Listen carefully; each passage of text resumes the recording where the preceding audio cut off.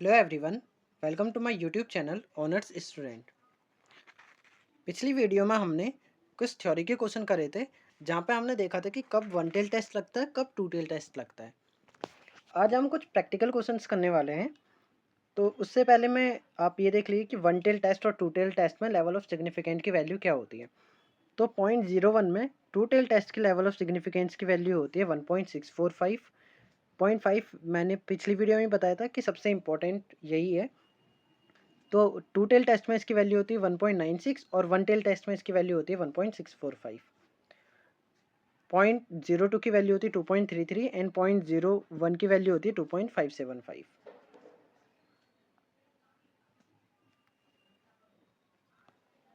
तो आगे एक क्वेश्चन देख लेते हैं।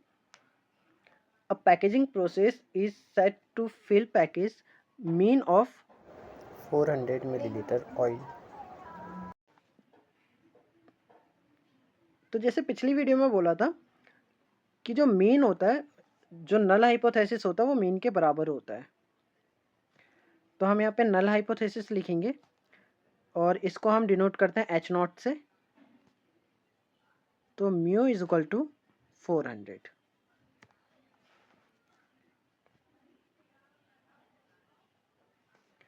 देन आगे the amount of the oil field is normally distributed and the standard deviation is 6 millilitre.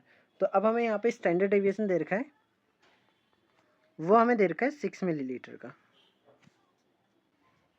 It is important to check the quality of the process periodically because if it is overfilling, then it reduces the profitability of the company, and if it is underfilling, then it risks prosecution. Accordingly, a random sample is 25. तो यहाँ पे sample size हमें कितना दे रखा है 25।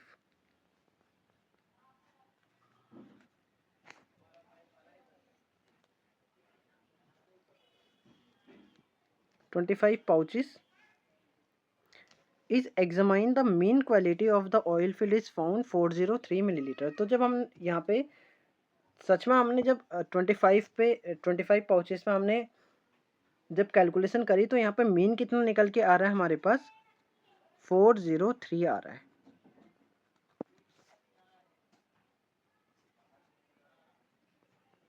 और जो दूसरा मीन होता है उसको हम एक्स बार से डिनोट करते हैं। तो यहाँ पे दो तरह के मीन होते हैं। एक तो हमें पहले ही क्वेश्चन में दिया होगा जितना, जो हमें म्यू के बराबर रखना पड़ेगा नल हाइपोथेसिस में।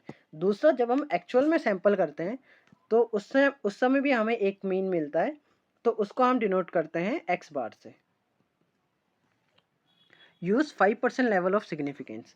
तो 5% को हम क्या लिख सकते हैं 0.05। तो 0.05 की वैल्यू क्या होती है, वो होती है 1.96। Can conclude the process is no longer filling the mean is 400 millilitre. तो यहाँ पे हमारे पास अल्टरनेट हाइपोथेसिस आ जाएगा।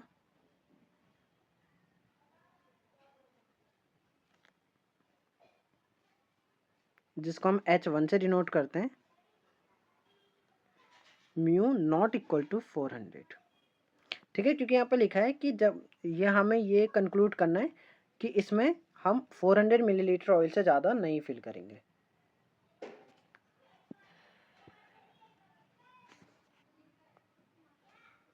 अब इसके बाद हमें बोल रखा है कि also calculate the P value and interpret the result. तो हमें फिर इसमें पी वैल्यू भी फाइंड करनी है। तो देखिए, पहला स्टेप जो होता है वो होता है कि set the null and alternate hypothesis, जो हमने पिछली वीडियो में 6 स्टेप डिस्कस करे थे। तो पहला स्टेप तो हमने क्लियर कर लिया है। सेकेंड स्टेप होता है कि हमें लेवल ऑफ सिग्निफिकेंस बताना पड़ता है। तो लेवल ऑफ सिग्निफिकेंस कितना दे रखा है 0.05। ये किसके बराबर होता है, अगर हम जेड टेस्ट की बात करें तो ये होता है 1.96 के बराबर। उसके बाद फिर हमें क्या करना पड़ता है, टेस्ट स्टैटिक हमें बताना पड़ता है। तो यहाँ पे हम टेस्ट देखेंगे, तो कौन सा टेस्ट लगाना, हमें जेड टेस्ट लगाना है। अब इसके बाद फिर चौथा स्टेप जो था वो था कि हमें सॉल्व करना था with the help of decision rule. तो यहाँ पे हम डिसीजन रूल बनाएंगे। तो डिसीजन रूल हमारे पास क्या है कि z की मोड वैल्यू अगर बड़ी आ जाती है 1.96 से, so we reject null hypothesis. अब इसके बाद हमें कैलकुलेशन करनी है। तो अब हमें कैलकुलेशन करनी है, तो कैलकुलेशन कैसे करना है? इसका फॉर्मूला होता है z is equal two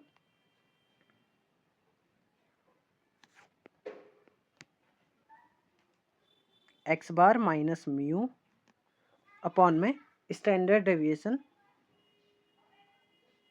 upon root n. ठीक है, और standard deviation upon root n को हम और क्या कहते हैं? हम बोलते हैं इसको सैंपल एरर। तो कई कई बार आपको फॉर्मूला ऐसा भी दिखेगा, माइनस म्यू अपॉन में सैंपल एरर, तो दोनों का मतलब सेम ही है।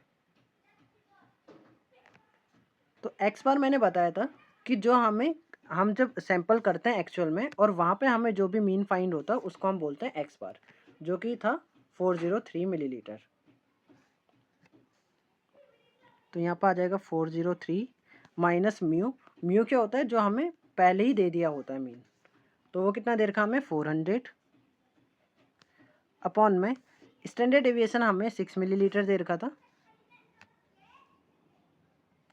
और एन हमें दे रखा था 25। तो जब हम इसको कैलकुलेटर से सॉल्व करेंगे तो हमारे पास आंसर आएगा 2.5। अब देखिए 2.5 जो है वो है ग्रेटर देन 1.96। तो यहाँ पर हम लिखेंगे 2.5 is exceed the limit 1.96, so we reject the null hypothesis।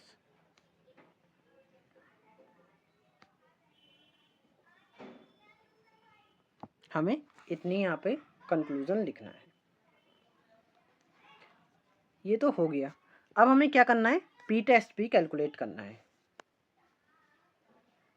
तो पी टेस्ट कैसे कैलकुलेट करते हैं? उसके लिए हमारे पास जो वैल्यू आई है z की, वो आई है 2.5। अब इस वैल्यू को हम z टेबल में देखेंगे। तो z टेबल देख लेते हैं। 2.5 की वैल्यू यहाँ पे आ रही है 0.4938। हम यहाँ लिखेंगे 0.4938।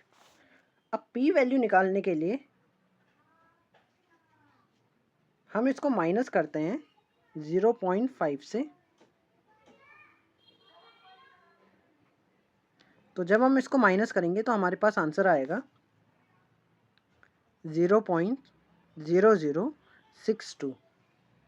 अब ये टू टेल टेस्ट था, तो इसलिए हम 0.0062 को मल्टीप्लाई करेंगे 2 से, तो हमारे पास आंसर आएगा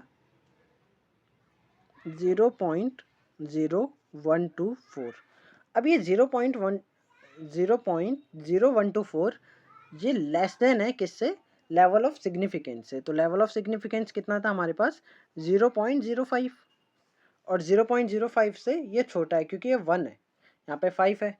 तो जब ये छोटा आता है तो हम इसको रिजेक्ट करते हैं। रिजेक्ट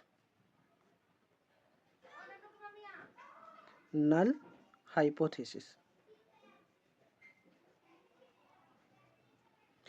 तो एक बार हम दोबारा देख लेते हैं करा क्या है। तो z का ये फॉर्मूला होता है जिसमें आता है मीन कौन सा? जो हम एक्चुअल में सैम्पलिंग करके दोबारा मीन निकालते हैं। माइनस में म्यू हमें पहले ही क्लेम करा हुआ मीन मिलता है, जो कि क्वेश्चन में पहले या दूसरी लाइन में ही दिया होता है। स्टैंडर्ड डेविएशन हमें क्वेश्चन में दिया होता है, और रूट एन ये सैम्पलिंग होती है जिसमें हम वर्क करते हैं। तो z टेस्ट में अगर z टेस्ट बड़ा आता है तो हम उसको रिजेक्ट कर देते हैं। सेम p टेस्ट अगर छोटा आ जाता है तो हम उसको रिजेक्ट कर देते हैं। तो दोनों में क्या है कि z टेस्ट अगर ग्रेटर आता है तो हम उसको रिजेक्ट करते हैं, और p टेस्ट अगर लेस आता है तो हम उसको भी रिजेक्ट कर देते हैं। तो दोनों में इन्वर्स रिलेशनशिप होता है। फ्रेंड्स, आज की वीडियो में बस इतना ही। नेक्स्ट वीडियो में हम करेंगे वन टेल टेस्ट।